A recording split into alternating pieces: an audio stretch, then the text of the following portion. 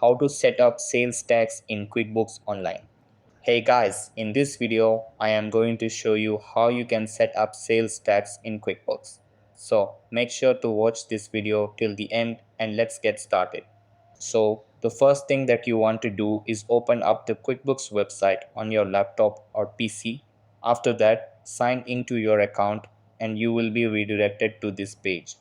Over here, you have to click on taxes.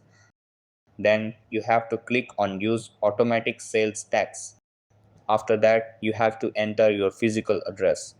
Then if you do collect sales tax outside of California, then click on yes and give your agency name. If you do not collect sales tax outside of California, then click on no. After that, click on create invoice. Then just select your filing frequency and tap on save, and your sales tax will be set up.